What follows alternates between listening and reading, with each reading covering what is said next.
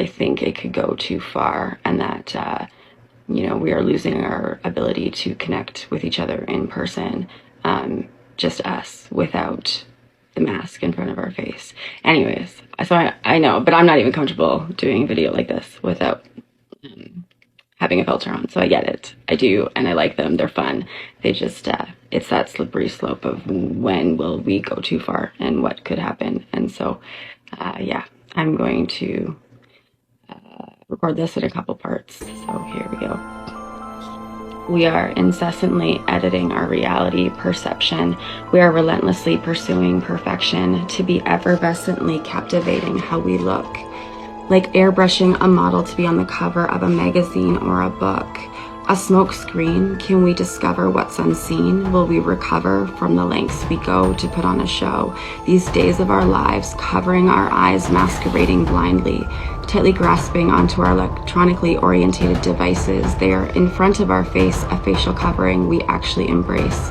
Hypothetically speaking, metaphorically practicing the art of masking, standard for a pandemic, decision politically cataclysmic, controversially mimicking.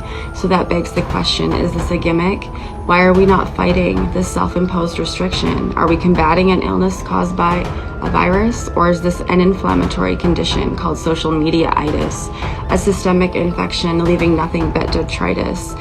Common symptoms: feeling hot, too hot to be handled, pain hidden deep inside of us, swelling of our shadow self, egotistically speaking. We are seeing red. Outbursts are emotionally charged, and all this has fed a pathological need for views and likes. You could be feeling nauseated, fevered, or even depressed. You could even go septic. That would be a shock to the system, and as our homeostatic mechanisms would be infiltrated, we would be debilitated. We are disconnecting, personally opting for virtual relations and screens between us, a man-made barrier affecting our behavior, altering how we are sociable. We are becoming unapproachable. This is part 2. In this age of digitization, as it connects, it separates. It is an addiction, a phony orchestration of deception. The sleight of the hand is a trick of the magic man. We see what you want us to see to varying degrees. Are we trying to appear like we never shed a tear, or that we are not struggling with our personal fears? Or is it the opposing side? We are dripping with toxicity, the other end of the spectrum, a misrepresentation of positivity. Stop being a victim. Why so glum, chum? Causing a big conundrum, because people are believing that we should always be in harmony, like it should be as easy at the drop of a hat to change where your mind is at. Idealistic perfection is suing dissent and dissatisfaction with what is tangibly real compared to our created social media reels.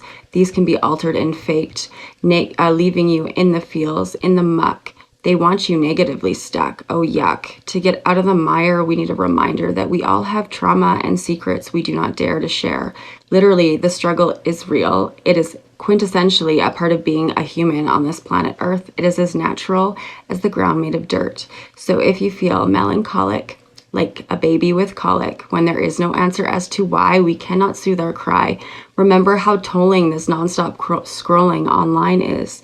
Remind yourself, it is much like a mime. The perception of what we see is individually adjustable, uniquely interpretable, causing potentially unsurmountable, completely unexpectable obstacles that stand in our way. So stop chasing perfection, as it exists only in our imperfections. Just remember, we are humans that make mistakes. Once in a while, try sharing all the non-edited outtakes. The ebb and flow of our emotions is like the tide of the ocean. Whatever you are feeling and experiencing in its authenticity and simplicity brings out the you who is the most true. The ups and downs, all the goings around and around, and those moments our feet are solidly on the ground. That is when we are in the now. Embrace that present, the gift of this very moment. And lastly, I ask you to take off your self-imposed mask so you can see what you need to and not what everyone is trying to force feed you. And remember, real eyes, real lies, real lies. So now, open your eyes.